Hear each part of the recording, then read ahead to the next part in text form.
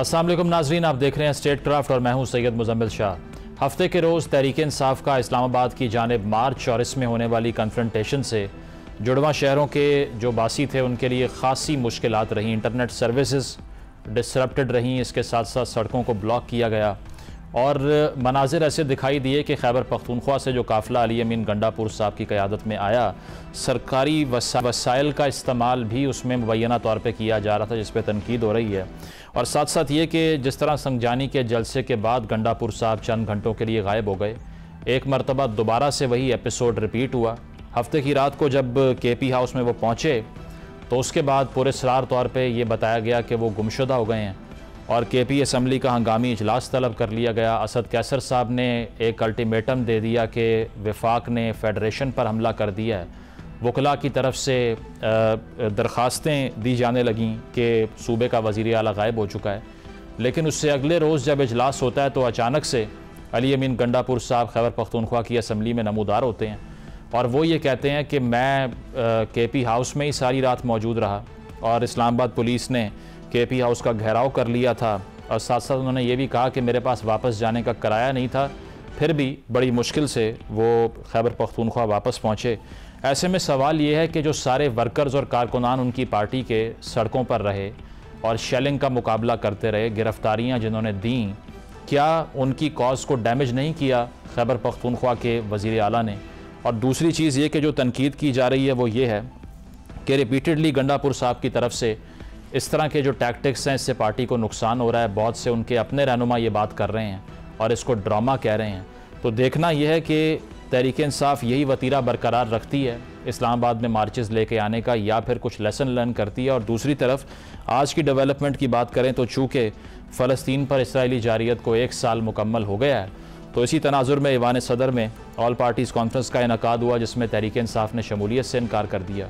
उन्होंने ये कहा कोई मरकज़ी रहनुमा मौजूद नहीं है इस्लामाबाद में, कारकुनान गिरफ्तार हैं, इसीलिए शमूलियत नहीं कर सकते। और साथ साथ ये भी कहा कि इससे पहले जिस तरह से बैरिस्टर सैफ ने यह बयान दिया था कि भारतीय वज़ीर ख़ारजा पाकिस्तान आ रहे हैं, हमारी एहतजाज में शिरकत करें और आइन की बहाली के लिए मूवमेंट चलाएँ, इस पर भी ख़ासी तनकीद की जा रही है। तो ये पॉलिटिकल टेम्परेचर कैसे कम होगा और क्या इसका तहरीक इंसाफ को भी नुकसान है या सिर्फ हुकूमत को है, इससे गुफ्तगू का आगाज़ करते हैं। पैनल हमारे साथ मौजूद है, नसरुल्लाह मलिक साहब ज्वाइन कर रहे हैं, सीनियर सहाफ़ी हैं, तजिया निगार हैं। इख्तियार वली खान साहब नून लीग के रहनुमा हमारे साथ मौजूद हैं। इसके अलावा मौला बख्श शांडियो साहब पीपल्स पार्टी के रहनुमा ज्वाइन कर रहे हैं और शाहिद खटक साहब तहरीक इंसाफ के रहनुमा हैं, आप हमारे साथ मौजूद होंगे। आप सभी का बहुत बहुत शुक्रिया। इख्तियार साहब, आपकी तरफ आऊँगा। मुझे ये बताइए कि जो तहरीक इंसाफ का मौक़िफ़ है वो तो यही है कि हमने आकर एहतजाज करना था, वापस चले जाना था। आप लोगों ने सड़कों को ब्लॉक कर दिया, इंटरनेट को डिस्टर्ब कर दिया, इसके अलावा शहरियों के लिए इतने मसाइल बने। तो ये जो सूरत हाल हम देख रहे हैं, ये इसी तरह रहा कि एक काफ़िला खैबर पख्तूनख्वा से आएगा, इस्लामाबाद बंद हो जाएगा, 3-4 दिन के लिए पब्लिक ट्रांसपोर्ट नहीं चलेगी। ये सलूशन तो नहीं है, आम आदमी का तो बहुत नुकसान है इसमें। Thank you very much Muzammil भाई। सबसे पहले मैं आपको एक बात बड़ी क्लियर बता देता हूं कि अगर ये लोग आए थे एहतजाज करने के लिए तो सबसे पहले ये मालूम करें कि फिर इन्होंने एहतजाज किया क्यों नहीं। एहतजाज फिर ऐसे तो नहीं होते ना। इनफैक्ट ये चीजें जो है ना, ये जो सवाल आप कर रहे हैं, इसका जवाब क्या ये पूरी PTI के पास नहीं है। मैं आपको जवाब दे देता हूँ, मैं बताता हूँ आपको। इनफैक्ट अली अमीन गंडापुर साहब जब यहाँ से गए हैं खैबर पख्तूनख्वा से, वो अफगान महाजरीन कैंप से 5 से 10 हज़ार दिहाड़ी पे बंदों को लेकर गए थे और इनको बताया यह गया था कि पूरा पंजाब और पूरा इस्लामाबाद और रावलपिंडी का शहर जो है वो इस्लामाबाद टोल प्लाजे पर आपको वेलकम करेगा। वहां पर जाके उसकी अपनी पार्टी के लोगों के साथ हुई है लड़ाई कि ये क्या है, इधर तो कोई है ही नहीं, 250 लोग भी पूरे नहीं है। अली अमीन फिर गुस्से से लोगों को छोड़ छाड़ के, ये तीसरी दफा था, गुस्से से छोड़ छाड़ के वो सीधा चला गया शावर लेने के लिए KP हाउस में।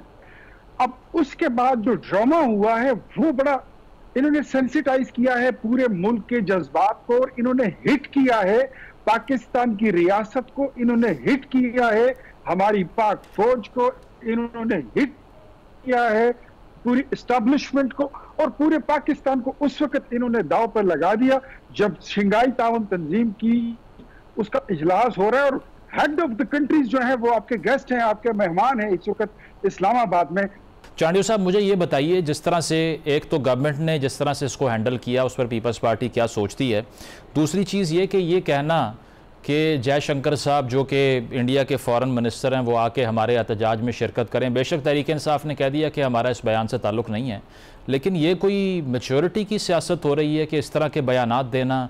फिर जिस तरह से इख्तियार साहब भी कह रहे हैं कि SCO का समिट होने वाला है, उससे ऐन पहले ये सब शुरू हो जाना, तो इस क्राइसिस का फिर हल क्या है? हुकूमत तो बहुत प्रेशर में है।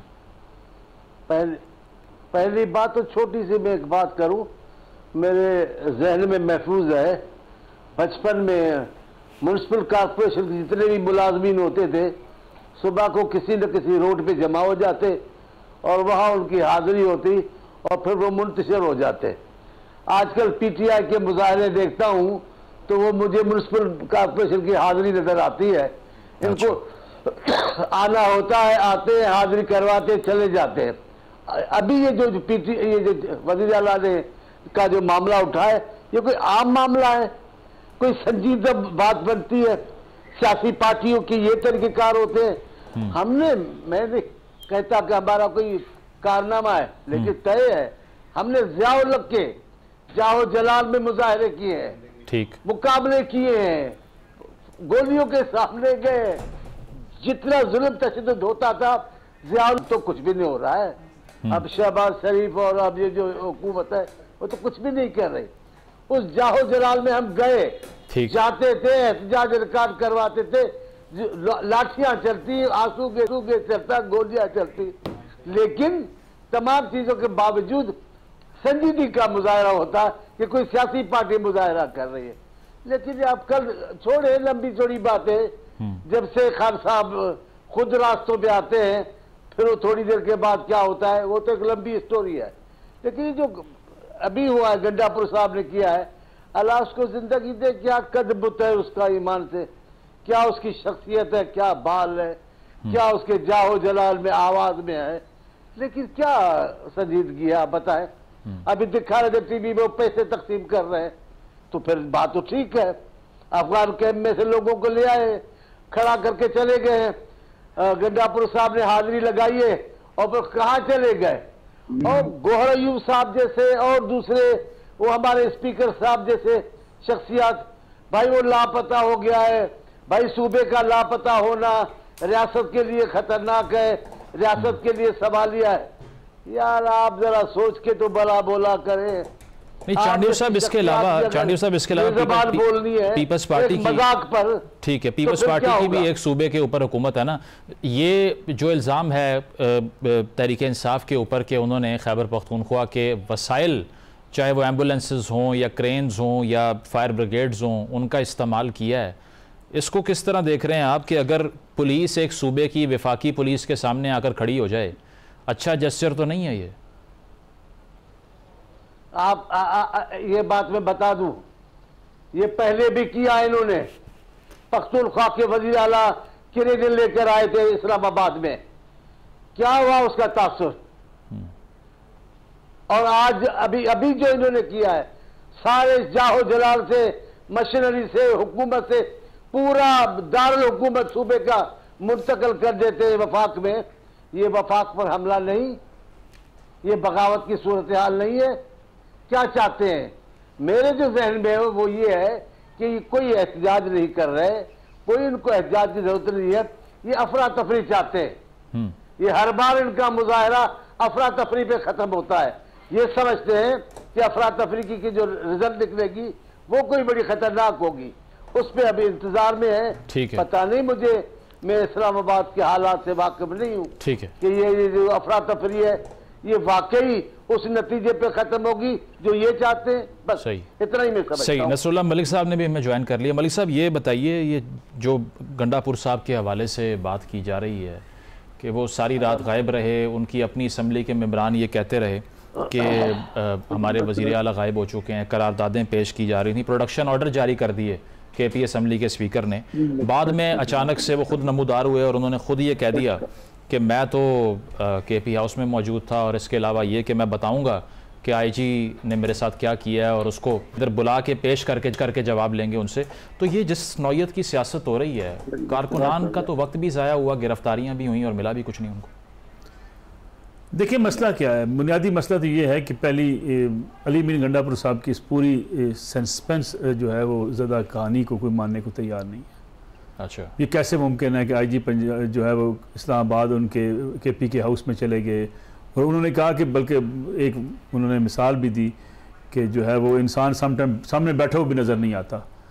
यानी इस किस्म की कहानियाँ मेरे ख्याल में आप फिल्मों में या ड्रामों में तो देख लेते हैं, और शायद मानी भी जाती हैं ड्रामों और फिल्मों में। रियल सियासत में इस किस्म की कहानियाँ मानी नहीं जाती। आप सच बोल दें कि आप क्या कर रहे थे, किसके पास थे, और अगर आप वापस जा चुके थे, पेशावर पहुंच चुके थे, वहाँ पर आराम फरमा रहे थे और वहाँ से उठ कर असम्बली आ गए, बताने में हर्ज क्या है। लेकिन सबसे अहम मसला मुजम्मिल साहब ये है, बड़े सीनियर हमारे साथ दोस्त यहाँ तशरीफ़ फरमा हैं, हमने सियासत को कहाँ लेकर आ गए हैं। झूठ, धोखा, फेक न्यूज़ और इमोशंस के ऊपर सही आपने परफॉर्मेंस को ख़त्म कर दिया है, ज़ीरो कर दिया है। आप अच्छे नारे दें, अच्छे स्लोगन्स दें, लोगों को बेवकूफ़ बनाएं, बयानियाँ बनाएं लोगों को, और कहें जी के पास जी हमने हाथ लगाना था, हमने हाथ लगा लिया। इसकी बुनियाद पर आप कारकुनों को लड़ाते हैं पुलिस से, पुलिस उनको मारे कारकुनों को, वो भी पीटीआई के कारकुन आपके और मेरे भाई हैं ना जी। और आप इस किस्म की सियासत से हासिल क्या करना चाहते हैं? हाँ, ये पाकिस्तान की सियासत में इसमें पॉपुलैरिटी मिलती है, आप बड़े मशहूर होते हैं जनाब कि जी अली अमीन गंडापुर साहब देखें किसी न किस तरीके से पहुंच गए। बट जिन लोगों ने आपको मोटरवे के ऊपर रोका हुआ था और पिछले 24 घंटे से रोका हुआ था, वो आपको इस्लामाबाद में आते हुए पकड़ नहीं सकते थे। आप इस्लामाबाद जनाब कंटेनर आपके लिए हट गए, आप सीधे KP के हाउस आए, आराम से चाय पी, कोई अंडरस्टैंडिंग थी? इसके अलावा कैसे आ सकते हैं आप मुझे बताइए कि अगर आप वहां से निकलते हैं अपने कारवां छोड़ के, अपने कारकुनों को छोड़ के, सीधे आके आप चाय पीते हैं और कहते हैं मैं चाय पीता हूं, फिर नफल अदा करते हैं, उसके बाद कहते हैं जी मैं अपने कमरे में चला गया, आईजी पुलिस आया, उसने गालियां दी। यानी अगर ये तसव्वुर करें, अगर उसने गालियां दी हैं तो किसके सामने दी? इनके सामने दी हैं। अगर उसने गालियां इनके सामने आकर दी, इनको पकड़ा क्यों नहीं है? और फिर ये सारी रात वहाँ पे मौजूद रहे, अगर पकड़ने वाले होते, अगर उसने घेरा डाला हुआ था, जिस तरीके से कहा गया जी कि वो रेंजर्स के कब्जे में है, KP के हाउस, पुलिस के कब्जे में है, तो फिर ये निकल कैसे सकते थे? आपकी इतला क्या है कि वो थे KP हाउस में?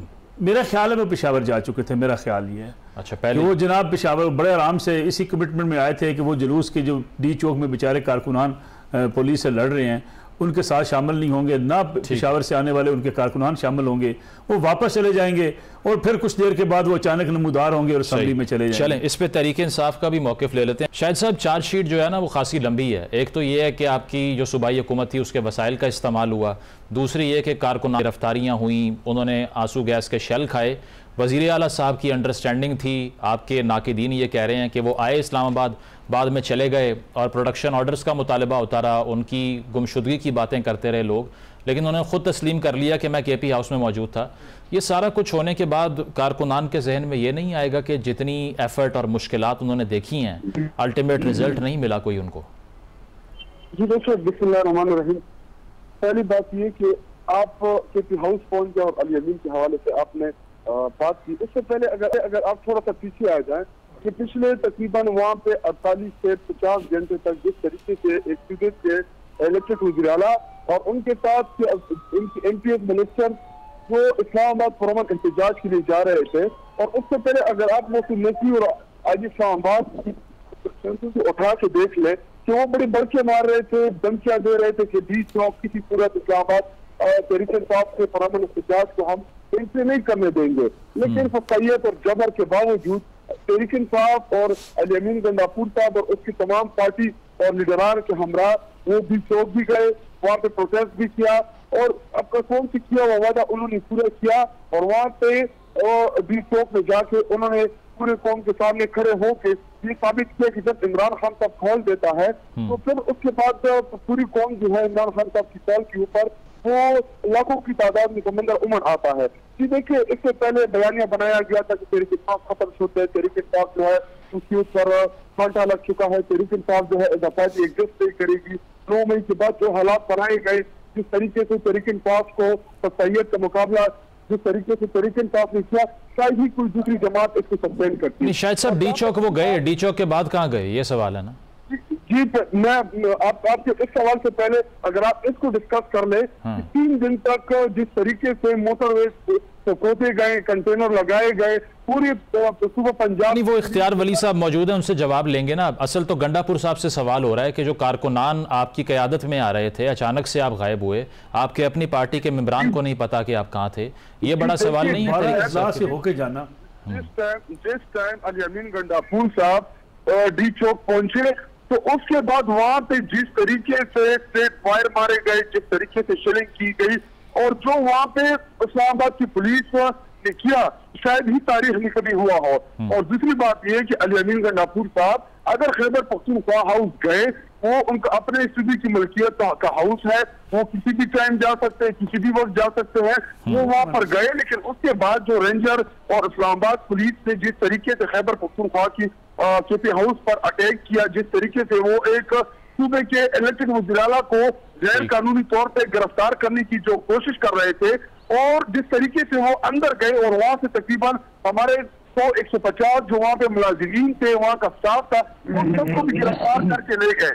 लेकिन इसके बावजूद जी देखिए, तरीके के साथ एक परमन सियासी जमात है। अली अमीन गंडापुर साहब वहां पे गए, वहां पे शायद वो, क्योंकि वो तकरीबन पिछले 50-60 घंटों से ट्रेवल में थे और मुसलसल आंसू गैस की शेलिंग हो रही थी, प्लेट फायर हो रहे थे, तो वो भी इंसान है। अगर वो वहां पे कपड़े चेंज करने या रेस्ट करने 10-15-20 मिनट गए, तो उधर से जब उन्होंने अटैक कर लिया और पूरे उसको घेराव किया खैबर पख्तूनख्वा हाउस का, तो उसके बाद तो ये हालांकि उनके पास पेशावर हाई कोर्ट से हिफाजती जमानती बिल भी थी कि आपने किसी भी केस में अली अमीन गंडापुर को अरेस्ट नहीं करना। लेकिन उसके बाद इस्लामाबाद पुलिस की प्रेस कॉन्फ्रेंस आई, मोहसिन नकवी ने प्रेस कॉन्फ्रेंस की कि अली अमीन गंडापुर जो है उसको गिरफ्तार कर लिया है, उसको अरेस्ट कर लिया है, आपने खुद देखी, मीडिया ने चलाई। लेकिन अगले दिन उनको याद आ गया कि अली अमीन गंडापुर जो है वो अरेस्ट इदारे के साथ है। चलें, अगर आप बात इस पे रखें कि क्या हम डी चौक तक पहुंचे या नहीं पहुंचे, हम डी चौक तक पहुंचे। प्रोग्राम में एक ब्रेक शामिल करते हैं, ब्रेक के बाद वापस आएंगे। Stay with us. Welcome back नाज़रीन, गुफ्तगू के सिलसिले को आगे बढ़ाते हैं। चांडियोर साहब, जिस तरह से अभी बात हो रही थी, ये कन्फ्रंटेशन जो हमने इस्लामाबाद में देखी है, इसमें यह है कि अब एक पुलिस वाले की भी जान जाती है, इसके अलावा वसाइल का एक नुकसान अपनी तरफ है। इसकी कोई मीडिएशन कुछ नहीं हो सकता जिससे बैठकर बात हो सके, कंसेंसस हो सके? पीपल्स पार्टी रोल नहीं प्ले कर सकती कोई इसमें? पीपल्स पार्टी ने जो रोल प्ले किया है वो अपने उसूलों से भी हटके उन्होंने कहा। जैसे हुकूमत आई, मेरे चेयरमैन ने कहा हम बातचीत के लिए आ रहे हैं, हम आपसे बात करेंगे। खान साहब खब्बे पे चढ़े हुए थे, कहा हम आपसे तो बात नहीं करेंगे, मैं सियासी लोगों से बात नहीं करूंगा, मैं उनसे बात करूंगा जिनके पास अख्तियार है। चले फिर उन्होंने बात नहीं की, कहा जनाब आप, हमारा क्या मामला है, आप सियासतदान हैं, सियासी पार्टियां बात करें। कई बार हमने ऑफर की, हमारी पार्टी ने, और इंसाफ की बात करनी चाहिए। शहबाज शरीफ ने, हुकूमत वज़रा ने, सब ने बातचीत, अब बातचीत कोई करेगा तो करेंगे ना, बातचीत करने वाला नहीं है तो क्या दीवारों से बातें कहूंगी? और ऐसे बात करते हैं क्या? इतने बड़े सोबर से लोग हैं इनके साथ में, इस साबिक स्पीकर को, गौहर अयूब को मैं मानता हूं, एक सियासतदान है, खानदान सियासतदान है, उन्होंने सियासत की है गौहर अयूब का, लेकिन है क्या तरीक़ेकार है? ये तरीका, हाँ, अब क्योंकि वो उस पार्टी के कारकुन है, अब उनको वहां डिफेंड करना है, हर हाल में करना है गंडापुर साहब को। लेकिन गंडापुर साहब का जो तरीक़ाकार है वो सियासी है। आप बताएं, वो एक मैं तो नहीं, मुझे अच्छा नहीं लगता कि मैं कहूं ये पूरा सारा मामला जैसा ड्रामा। हम केपी के हाउस में थे भाई, अगर आप केपी के हाउस में थे तो जिम्मेदारी किसकी? गया कौन? आपको पुलिस उठा के गई केपी के हाउस में? ठीक, आईजी ने किया तो आईजी, आपके पास मोबाइल है, पूरी दुनिया केपी के हाउस आ जाती कि आपको आईजी ने रोका हुआ है। कुछ भी हकीकत नहीं है, क्या करना चाहते हैं कुछ नहीं। मैं अपनी बात पे खड़ा हूं, मैं हटूंगा नहीं, क्योंकि इनका जितना भी 9 मई से लेकर जितना भी इनका पीरियड गुजरा है, मैं उस बात पे खड़ा हूं। इनका मकसद कहीं भी बाज़ाब्ता नतीजा देने वाला एहतजाज नहीं, मैं मकसद नहीं है। तो फिर सोल्यूशन क्या है ना चाटियो साहब, अगर आप खुद कह रहे हैं वो बात नहीं करना चाहते, फिर सोल्यूशन तो निकालना है ना। अगर इसी तरह विफाक पे रोज कोई लश्कर आ जाए और रोज ब्लॉकेड्स होना शुरू हो जाएं, इसका सोल्यूशन फिर सियासतदानों ने निकालना है ना, या किसी और फोर्स ने निकालना है, किसी थर्ड एंटिटी ने निकालना है। आप जिम्मेदारी सिर्फ हम सियासतदानों पे डालेंगे, वो जो सियासतदान जिम्मेदार हैं उन पर आप नहीं डालेंगे।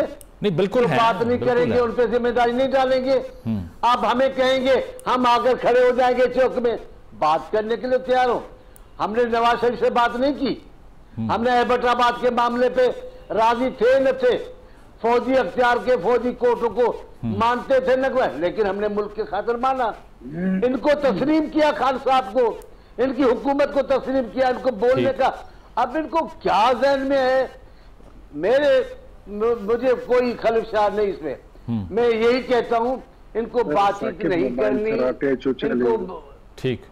इनको अफरा तफरी चाहिए। चलें, इख्तियार वली साहब मुझे ये बताएं, एक तो पहले मोहसिन नकवी साहब ने कहा कि गंडापुर साहब निकल गए थे केपी हाउस से, और वो ये कह रहे हैं मैं सारी रात वहाँ था। दूसरी चीज़ ये कि 6000 पुलिस वाले डिप्लॉय हो जाते हैं, 600 कंटेनर लग जाते हैं, इंटरनेट डिस्टर्प्ट हो जाता है। तो अगर तहरीक इंसाफ के लोग, आप खुद कह रहे हैं कि 500-600 लोग थे और वो नंबर आ नहीं सका, तो फिर इतने रास्ते बंद करने से, पब्लिक ट्रांसपोर्ट बंद करने से क्या अचीव कर लिया गवर्नमेंट ने भी? मुजम्मिल भाई देखिए, मैं आपको बहुत क्लियर कट बता दूं, ना आपको मैंने कंफ्यूज करना है, ना मैंने आपके सामीन को, ना पूरी पाकिस्तानी को। जो कंटेनर लगे थे वो सेफ्टी मेजर थे SCO समिट के लिए, और अच्छा। उस समिट को सैबोटाज करना जो था वो PTI का नंबर 1, उनका जो टारगेट था वो SCO समिट को बर्बाद करना था। जिस तरह 126 दिन के धरने में चाइनीज प्रेसिडेंट ने अपना दौरा फिर कैंसिल कर दिया था। एक नंबर 2, जहां तक इनकी बात है, अब आप पूछ रहे हैं ना कि मतलब असद कैसर साहब कल रो रहे थे, उमर अयूब साहब रो रहे थे, वो इनकी एक और खातून है, अक्सर आके वो बाकायदा उनके आंसू भी निकलते, वो भी रो रही थी। फिर देखा कि उमर अयूब साहब, शानदाना गुलजार साहिबा, और फिर पूरी सूबाई असेंबली का इजलास छुट्टी के दिन वो सब रो रहे थे। मैंने कम्युनिज्म की हिस्ट्री पढ़ी है, और कम्युनिस्टों को मैंने देखा था कि वो इस तरह का प्रोपेगेंडा वॉर में वो बहुत आगे निकल जाते थे, और ऐसे वो लोगों के हैमर करते थे दिमाग पर, उनकी सोच पर, कि वो दिन के दोपहर 12 बजे भी लोगों को कहते कि ये रात के 12 बजे हैं, तो वो कहते हाँ जी ये हमारा लीडर कह रहा है, तो फिर ठीक ही कह रहा है। आंखों पर उनको यकीन नहीं होती थी। इस वक्त पाकिस्तान तहरीक इंसाफ जो है ये कम्युनिज्म के रास्ते पे चल पड़ी है। इनके पास झूठ के अलावा और धरोख गोई के अलावा कोई और हथियार बचा नहीं। इन्होंने जितना झूठ बोला है, मेरे ख्याल में इन पे जितना भी बंदा, इनका मैं मजाक ही बंदा उड़ा सकता है, इस पे बंदा हंस ही सकता है, और क्या कर सकता है। गंडापुर का जो उसका अगवा होना है ना, ये अगवा हो गया जी। पूरे चीफ मिनिस्टर, मतलब 4 करोड़ आबादी के सूबे का एक वजीर आला जो है वो ही हैज बीन अबडक्टेड, अगवा हो गया है। पूरी पार्टी जो है वो बैन कर रही है, और फिर जब वो आता है वो कहता है जी मैं तो अगवा नहीं हुआ।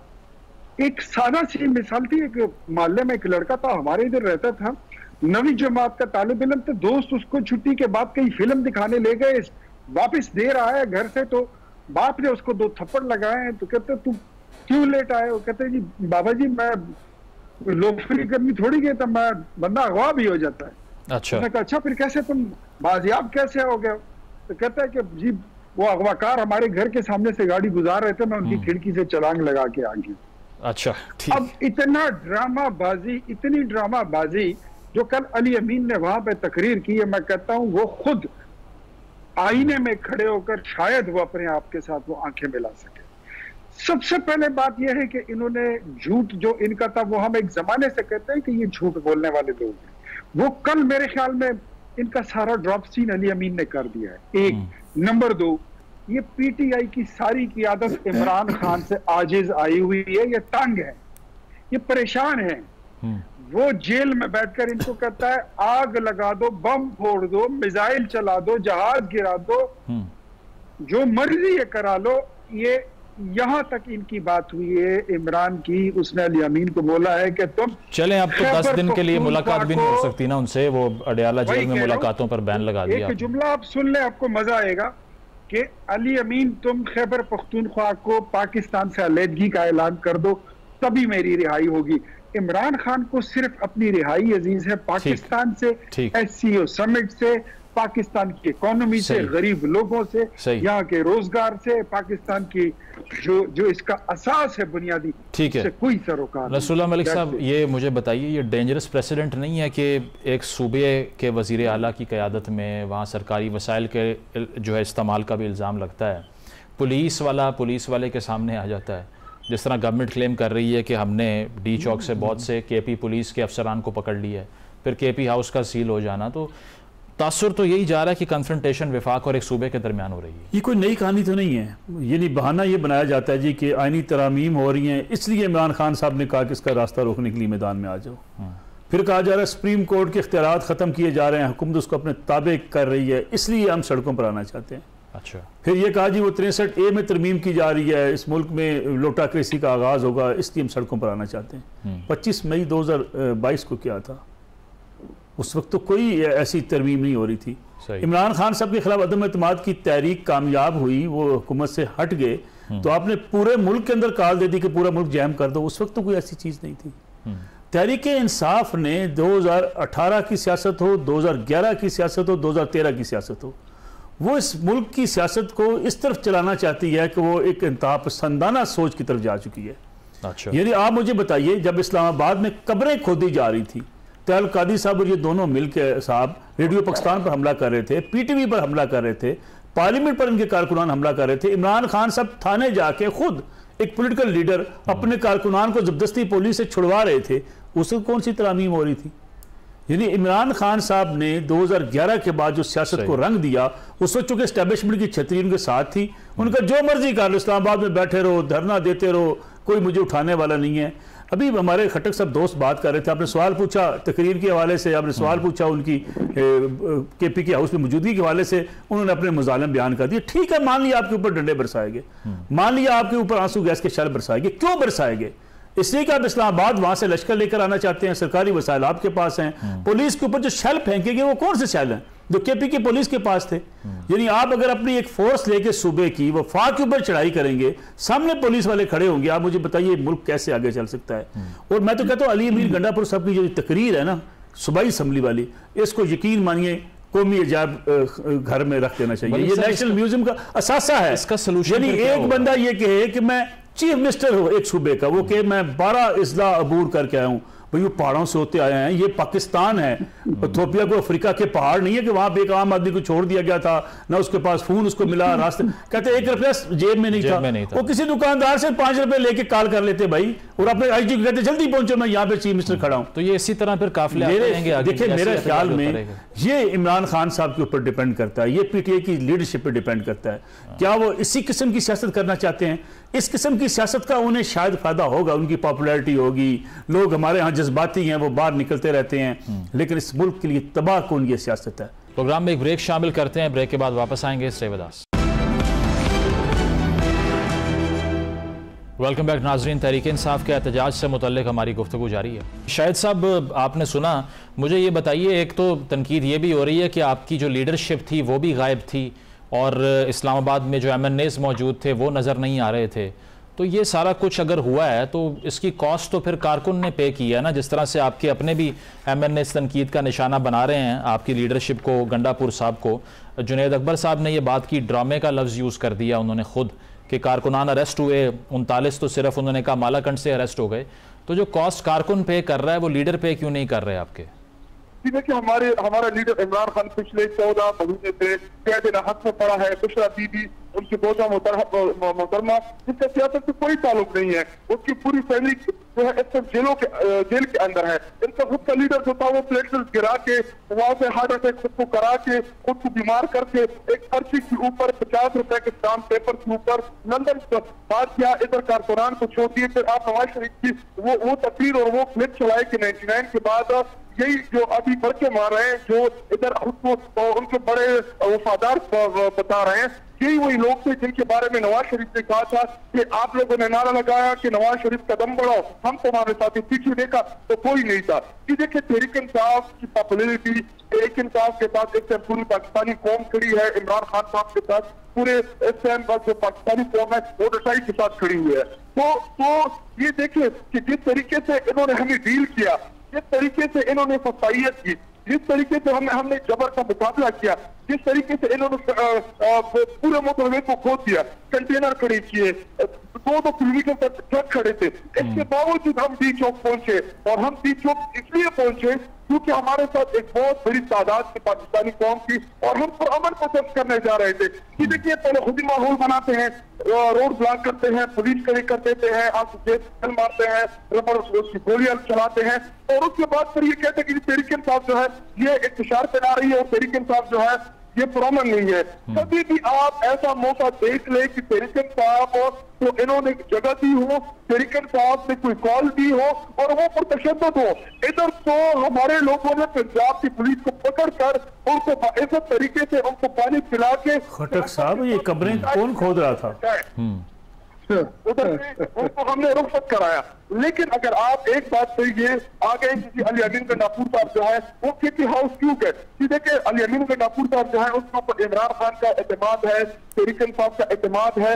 इस जुल्म बर्बरियत और जबर के बावजूद इस्लामाबाद तक, डी चौक तक हमारा प्रोटेस्ट पहुंच रहा, यही तहरीक इंसाफ की जीत है। शायद साहब अब देखिए ना, प्रोटेस्ट पहुंच गया वहां पे, लेकिन क्या आईनी तरामीम आप एक्सपेक्ट करते हैं कि नहीं होंगी अब, क्योंकि आप पहुंच गए डी चौक तक? देखे आईनी तरामीम इस मुल्क में ना आईन है ना कानून है और जिस तरीके से 63A को उड़ाया गया है और उसके बाद अभी जो मंडियां लगी हुई हैं, इससे जो लोगों को ऑफर आ रही है या जिस तरीके से मदाखलत हो रही है सियासत में, तो अगर ये तरामीम ये जिस तरीके से करने जा रहे हैं तरीका भी गैर कानूनी है। ये रात की तारीखियों में चाहते हैं कि ये रात के अंधेरों में वो तरामीम पास कराएं कि जिससे पाकिस्तान की सियासत जो है वो मफलूज हो जाएगी, पॉलिटिकल सिस्टम जो है वो पूरा का पूरा बैठ जाएगा। और रही बात तरामीम की, तो इनकी तादाद पूरी नहीं है, ये फ्रस्ट्रेशन के शिकार है। इस टाइम ये जो है ये चाहते ये है कि किसी न किसी तरीके से तहरीक इंसाफ के एमएनएफ को अगवा करा के जबर के साथ पार्लियामान तक लेके जाए, लेकिन इसका खौफ रहेगा पूरी की पूरी पार्लियामानी पार्टी तहरीक इंसाफ से इमरान खान साहब की और इन तरामीम की हम भरपूर मुखालिफत करें। ठीक है चांडियो साहब, अब मौलाना साहब से राब्ते हैं पीपल्स पार्टी के तरामीम का चूंकि जिक्र हो रहा है शॉर्टली, क्या एक्सपेक्ट कर रही है पीपल्स पार्टी, हो जाएंगी? मैं उनका भी आपको जवाब दे रहा हूँ, लेकिन मेरे एक दोस्त ने यहाँ कहा कि वो कम्युनिस्ट पार्टी वाली प्रोपेगेंडा है। मेरे ख्याल में ये हकीकत से इनकार है। पीटीआई की प्रोपेगेंडा नाजियों वाली प्रोपेगेंडा है। जो उनके वजीर थे, मैं उनका नाम अभी भूल रहा हूँ, थोड़ी देर याद कर रहा था, गॉबल्स की बात तो नहीं कर रहे, मिनिस्टर रखा था इसी काम के लिए कि वो प्रोपेगेंडा करे। वो झूठी प्रोपेगेंडा थी।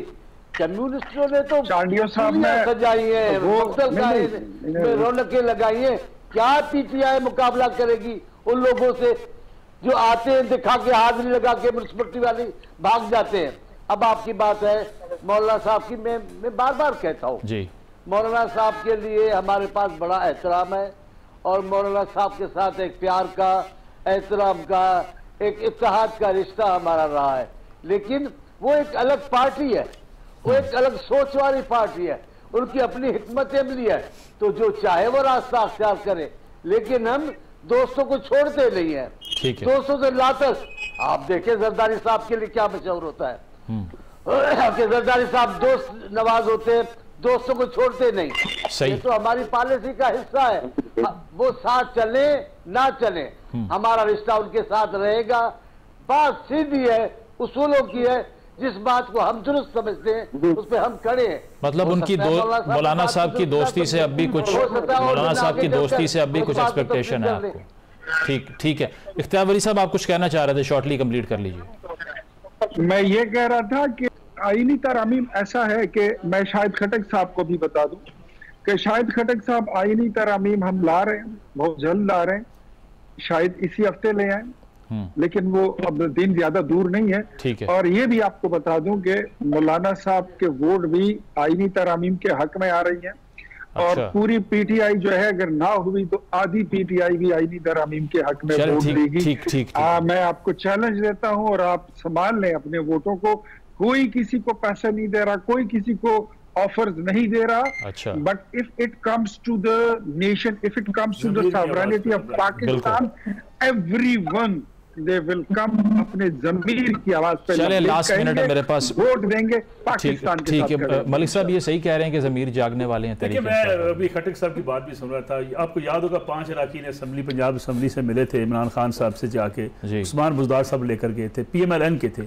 तब खान साहब से ये कहा गया कि खान साहब ये तो लोटा क्रेसी या आप फ्लोर क्रॉसिंग करवा रहे हैं। उन्होंने कहा नहीं, ये ज़मीर की आवाज़ पे लब्बाई कह रहे हैं।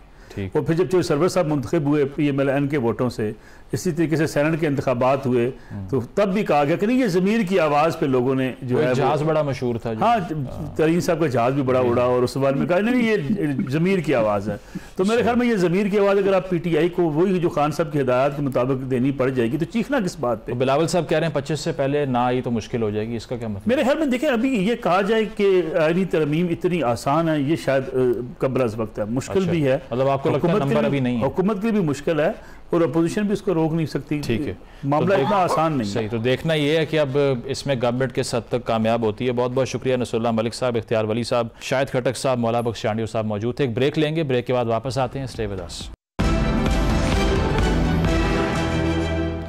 नाज़रीन, प्रोग्राम आपने मुलाहिज़ा किया, फीडबैक ज़रूर दीजिएगा। इजाज़त दीजिए, अल्लाह हाफ़िज़।